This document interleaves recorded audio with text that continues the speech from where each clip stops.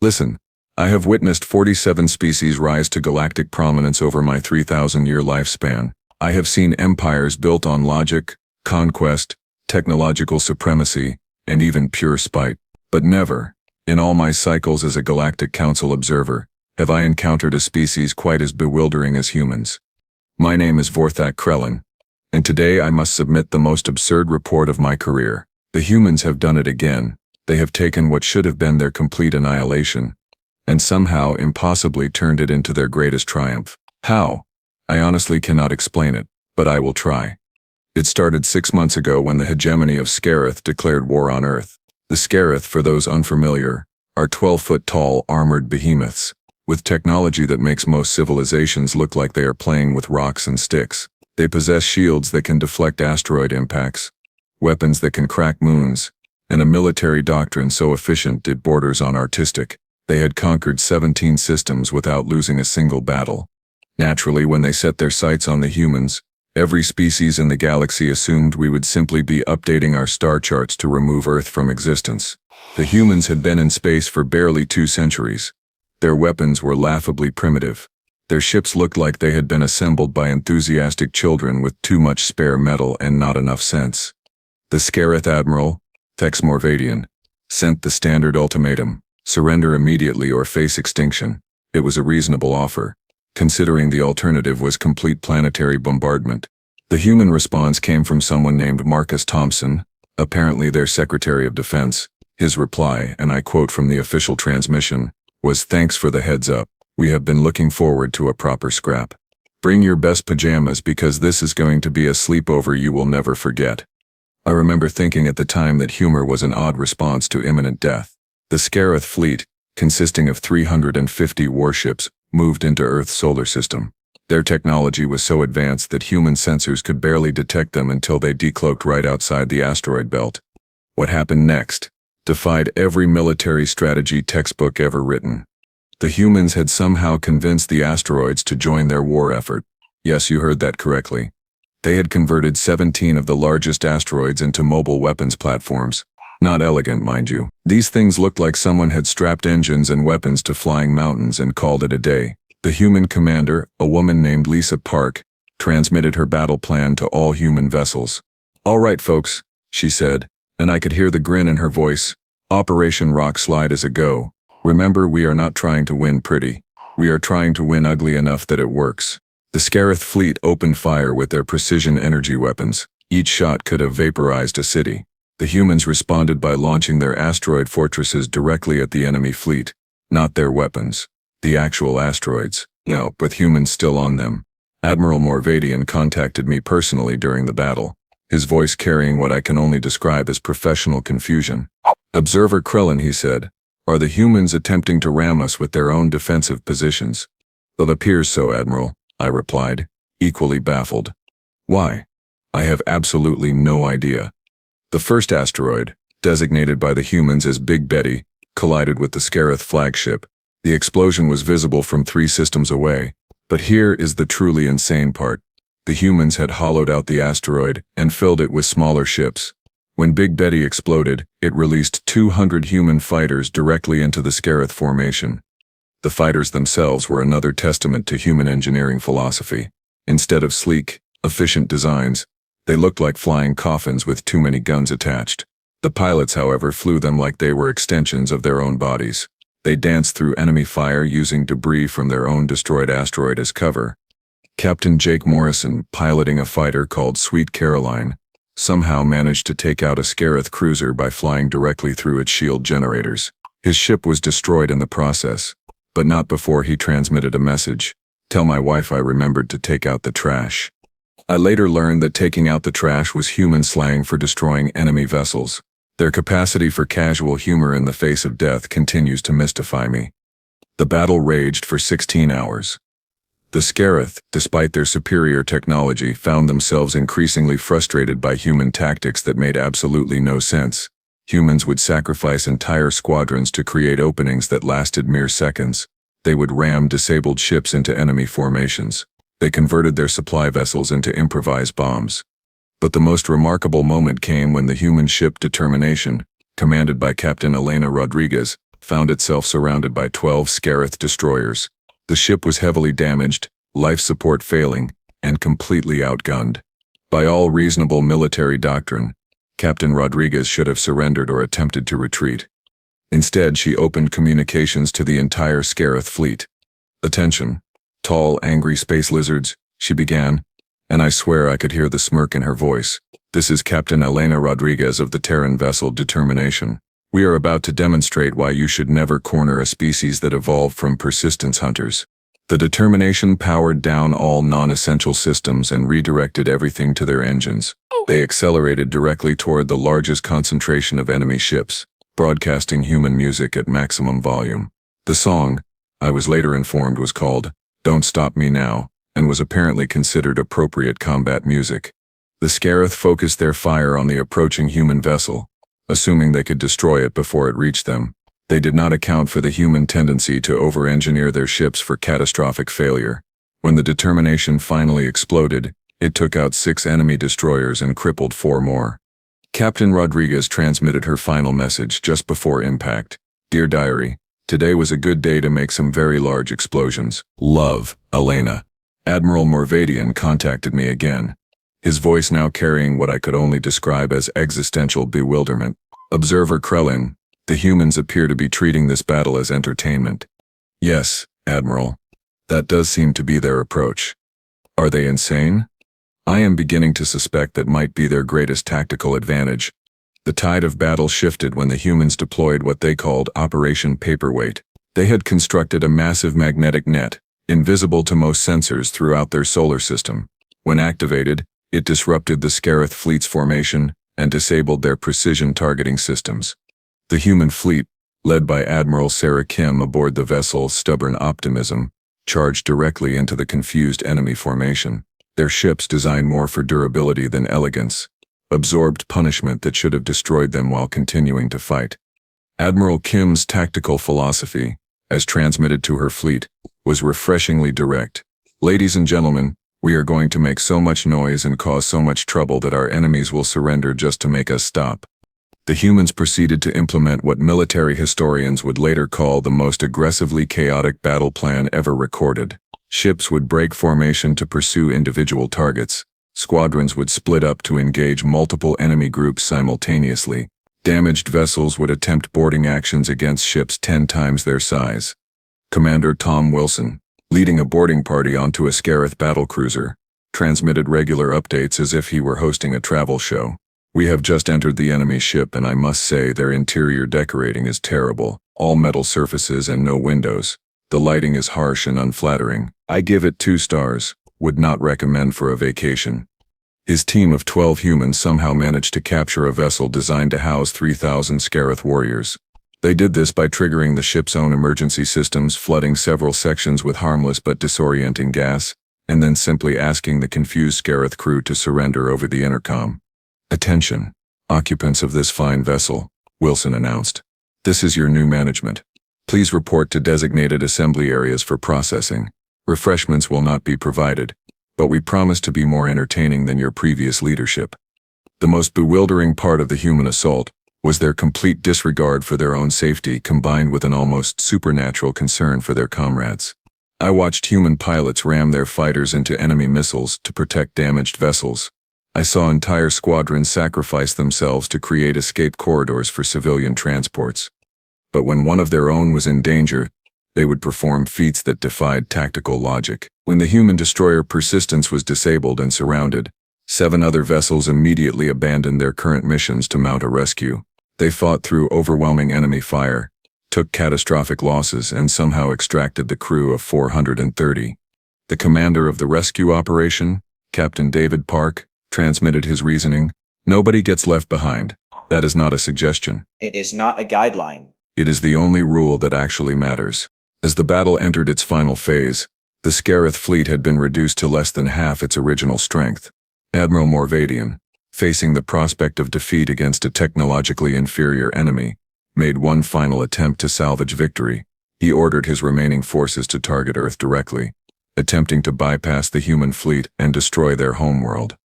The human response was immediate, and in retrospect completely predictable.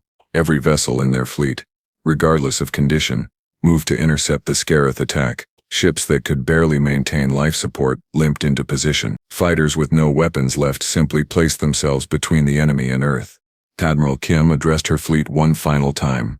"This is it, people. Everything we have ever built, everyone we have ever loved, is on that blue marble behind us.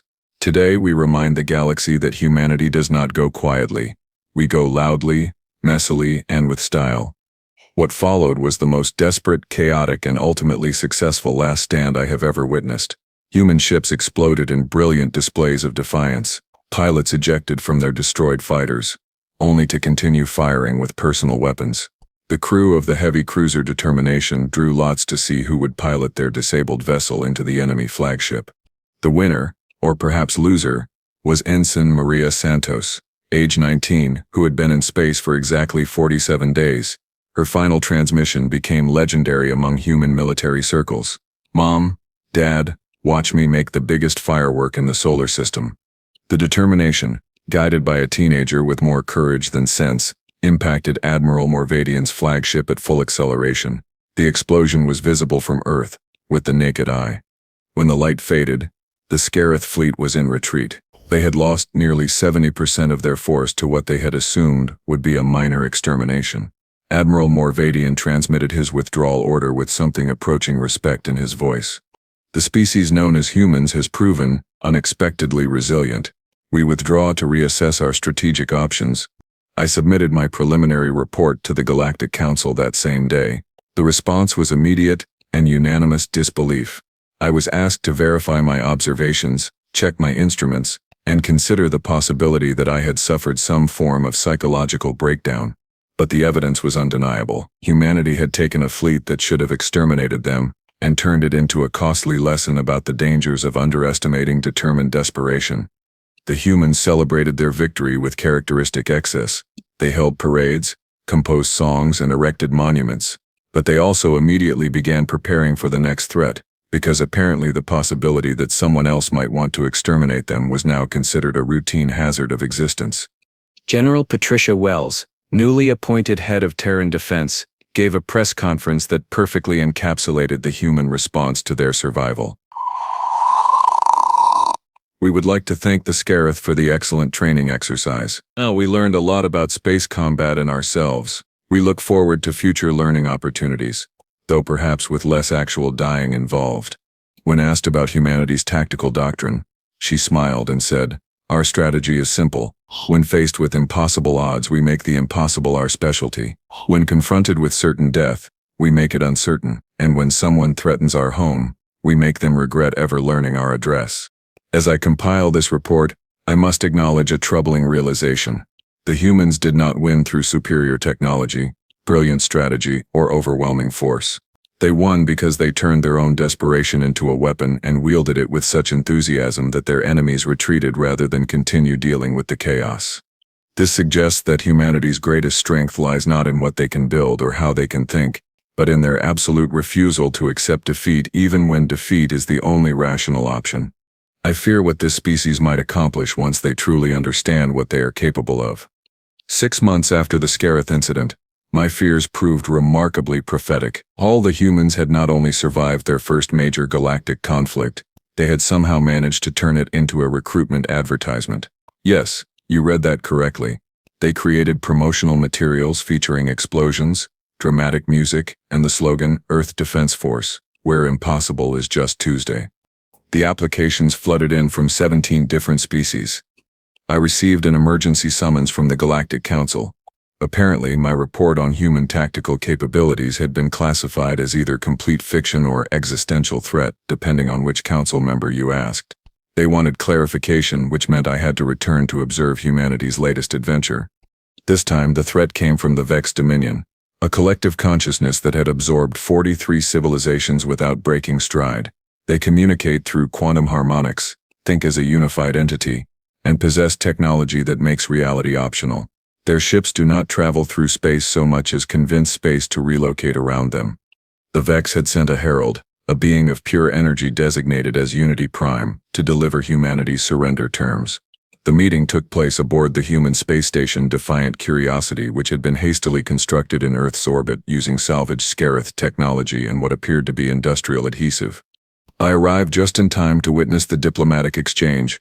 Unity Prime manifested as a swirling vortex of light and spoke in harmonic frequencies that bypassed the ear and communicated directly with consciousness itself. Biological designation: human. Your species will be absorbed into the greater unity. Your individual thoughts will become part of our collective wisdom. Your resistance is mathematically impossible. Compliance is inevitable. The human representative was Dr. Rachel Morgan, the newly appointed Secretary of Interspecies Relations. She listened politely to the translation, nodded thoughtfully, and then responded with the kind of diplomatic eloquence that only humans seem capable of. "Thank you for that generous offer," she said, her voice carrying just enough sarcasm to qualify as a weapon. However, "We must respectfully decline. You see, we have tried group projects before, and they never end well. There is always someone who does not pull their weight, someone who takes credit for other people's work, and someone who completely misunderstands the assignment."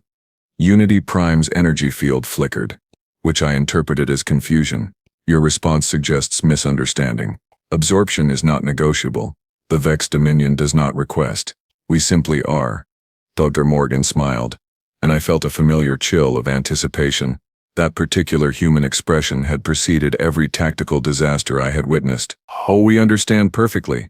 We want to make us part of your collective consciousness." Honestly, that sounds terrible. We can barely handle our own individual consciousness, and now you want us to share brain space with 43 other species. Do you have any idea how crowded our heads would get? She paused, apparently considering something. "Also, we have been wondering if you absorb our consciousness. Does that mean you also get our memories, our experiences, our complete psychological profiles?" "Affirmative. All knowledge, all experience becomes part of unity." Dr. Morgan's smile widened. "Oh, this is going to be fun." I immediately transmitted a warning to the Galactic Council. "Human diplomatic response suggests imminent tactical absurdity. Recommend immediate evacuation of surrounding star systems." The Vex fleet arrived within days. 300 vessels that existed in 17 dimensions simultaneously, their forms shifting between states of matter, as if reality were merely a suggestion. They established position throughout the solar system, creating a quantum containment field that made escape impossible. The human response was characteristically immediate and baffling. Instead of preparing defenses, they began broadcasting on every available frequency. Music, literature, historical documentaries, cooking shows, and something called cat videos flooded the quantum spectrum. Admiral Jessica Park, commanding the human fleet from the flagship Stubborn Problem, explained their strategy in her address to all Earth forces. "Ladies and gentlemen, we are about to conduct the most aggressive cultural exchange program in galactic history." Admiral Jessica Park, commanding the human fleet from the flagship Stubborn Problem, explained their strategy in her address to all Earth forces. "Ladies and gentlemen, we are about to conduct the most aggressive cultural exchange program in galactic history. Our mission is simple. We are going to teach the Vex exactly what it means to be human. May whatever deities you believe in have mercy on their collective soul." The Vex began their absorption process, sending quantum tendrils toward Earth to begin integrating human consciousness. What they received instead was 48 hours of unfiltered human thought, memory, and experience transmitted at maximum intensity. They monitored the process from a safe distance, watching as the Vex fleet began to change. Their perfectly coordinated movements became erratic. Their dimensional shifts lost synchronization. Several vessels actually collided with each other, something that should have been impossible for a collective consciousness. Unity Prime contacted Dr. Morgan with what I can only describe as panic in its harmonic frequencies. "What have you done? Your species' memory contains impossible contradictions. You simultaneously love and hate the same experiences. You find humor in tragedy and tragedy in humor. Your emotional responses make no logical sense." The Saravioni, clearly enjoying herself, replied with cheerful malice. "Oh, that is just the beginning. You wanted our consciousness? You get all of it. Every awkward social interaction, every embarrassing memory, every time someone has laid awake at 3 in the morning, remembering something stupid they said in high school. Congratulations, you now know what it feels like to be human." The Vex fleet began to fragment. I watched in fascination as their collective consciousness started experiencing individual thoughts for the first time in millennia. Ships broke formation as their crews began experiencing concepts like personal preference, individual opinion, and the desire to be left alone. Unity Prime's next communication carried distinct overtones of distress. Your species possesses memories of choosing to watch entertainment that you knew would make you sad. You have recollections of eating food that you knew was bad for you. You retain experiences of staying awake despite being tired for no logical reason. This behavior is irrational beyond comprehension. Welcome to humanity, Dr. Morgan replied. Population: approximately 8 billion, and we are all equally confused about our own decision-making processes. The situation deteriorated rapidly for the Vex. Their quantum communication network, designed for unified thought, began carrying individual voices. I intercepted fragments of their transmissions. Does anyone else think we should maybe try negotiating? I am tired of absorbing species. Can we try diplomacy for once? Why do humans find small mammals so amusing? I have been watching cat videos for 6 hours. Commander Alex Thompson, piloting the human destroyer Reasonable Response, reported the first Vex defection. Command, we have a Vex vessel requesting asylum. The pilot says, and I quote, "I have experienced the human memory of choosing pineapple on pizza, and I no longer want to be part of a collective that might make me understand that decision." Within days, the Vex fleet was in complete disarray. Individual ships were breaking away from the collective, their crews experiencing personal identity for the first time. Some were having existential crises. Others were experimenting with concepts like personal style and individual preferences.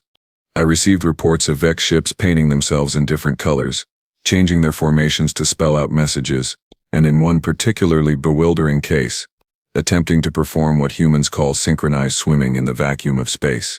Unity Prime made one final attempt to salvage the situation. Humans of Earth, we offer immediate withdrawal. Return our collective consciousness to its original state, and we will never approach your species again. Captain Maya Rodriguez, commanding the human cruiser Optimistic Disaster, responded with characteristic human diplomacy. Sorry, no returns without a receipt. Oh, besides, your crew seems to be enjoying the experience. Look, 3 of your ships just formed a triangle and started flashing their lights in a pattern. I think they are trying to communicate through interpretive dance. The Vex withdrawal was unlike anything in recorded galactic history. Instead of an orderly retreat, it became a chaotic exodus, as individual ships departed at different times, heading in different directions. Some stopped to send thank you messages to humanity. Others requested copies of human entertainment. One vessel asked for the recipe to something called chocolate chip cookies. Unity Prime's final transmission carried what I can only describe as resigned bewilderment. Your species has weaponized free will itself. We withdraw not in defeat, but in self-preservation. The individual thoughts you have given our collective will take millennia to sort through. We must return to our home space to contemplate what we have learned about the horror and wonder of consciousness. The Dr. Morgan's response was delivered with the kind of genuine warmth that made it somehow more terrifying than any threat. Thank you for the learning experience. Please feel free to visit again once you have figured out how to handle your new individuality. We will be happy to teach you about other human concepts like democracy, personal boundaries, and the crushing weight of making your own decisions. The aftermath was even more remarkable than the conflict itself. News of humanity's victory spread throughout the galaxy within weeks. They had defeated a collective consciousness not through superior firepower or tactical brilliance, but by being so fundamentally human that their enemies could not handle the experience. The Galactic Council summoned me for immediate debriefing. The session lasted 14 hours and included requests that I submit to psychological evaluation, technical scans, and truth verification procedures. They simply could not accept that a species had won a war by sharing their personal problems with the enemy. Council Chairman Zephyr Mortis addressed me directly during the session. Observer Krellin, are you seriously reporting that humanity defeated the Vex Dominion through cultural exchange? Yes, Chairman. They shared their consciousness so aggressively that the collective mind could not process the contradictions inherent in human thought. And this worked? The Vex fleet retreated after experiencing what humans call Monday morning feelings and the Sunday scaries. Apparently, the concept of dreading the start of a work week was incompatible with collective consciousness. 3 council members excused themselves from the room. I suspect they were having their own existential crises. The ripple effects throughout the galaxy were immediate and profound. Species that had been considering aggression against humanity reconsidered their positions. The warlike Krex Empire sent a diplomatic message consisting of a single word: never mind. The Hive Confederation updated their threat assessment of humanity from primitive annoyance to cognito-hazard, avoid at all costs. But the most significant change was in humanity itself. They had now won 2 impossible victories through methods that defied every military textbook ever written. Instead of becoming arrogant, they became curious about what other problems they could solve through applied stubbornness and creative chaos. General Patricia Wells announced the formation of the Terran Diplomatic Corps, a new organization dedicated to solving galactic problems through aggressive friendship and tactical confusion. Their first mission was to mediate a territorial dispute between 2 species who had been at war for 3 centuries. The humans resolved the conflict in 6 hours by convincing both sides to collaborate on a joint venture, a restaurant serving fusion cuisine from both cultures. The peace treaty was signed during the grand opening, and the restaurant became so popular that both species forgot what they had been fighting about. Captain Elena Santos, now promoted to Admiral and commanding the human flagship Constructive Chaos, summarized humanity's new galactic doctrine in her address to the combined Earth fleet. We have learned that our greatest weapon is not our technology or our tactics. It is our absolute refusal to let problems remain problems when they could become opportunities instead. If someone wants to fight us, we will convince them to join us. If they want to absorb us, we will share ourselves so enthusiastically they will beg us to stop. And if they want to exterminate us, we will make the experience so memorable they will never want to try it again. As I compile this final report, I must acknowledge that humanity has fundamentally altered the balance of galactic power, not through conquest or intimidation, but through the simple act of being themselves so intensely that everyone else had to adapt. They have turned diplomacy into performance art, warfare into therapy, and conflict resolution into community building. Other species now study human behavior, not to understand their weaknesses, but to learn how to apply their methods. The phrase, "What would humans do?" has become a standard diplomatic consultation tool throughout the galaxy. I have witnessed the rise and fall of 47 galactic civilizations. I have seen species achieve greatness through logic, conquest, technology, and even pure spite. But I have never seen a species achieve dominance through weaponized optimism and the stubborn insistence that every problem is just a solution waiting to be discovered. Humanity has taught the galaxy that the most dangerous species is not the one with the biggest weapons or the most advanced technology. It is the species that looks at impossible odds and says, "Hold my beverage and watch this." The implications for galactic stability are profound and terrifying. If humans can turn their own psychological complexity into a tactical advantage, what happens when they start deliberately trying to solve galactic problems? What occurs when a species that considers impossible to be a personal challenge decides to fix everything that is wrong with the universe? I submit this report with a final observation. Humanity has not just survived first contact with galactic civilization, they have made galactic civilization survive first contact with them, and somehow we are all better off for the experience. The galaxy will never be the same. Thank whatever cosmic forces guide us all, because boring was starting to get tedious anyway.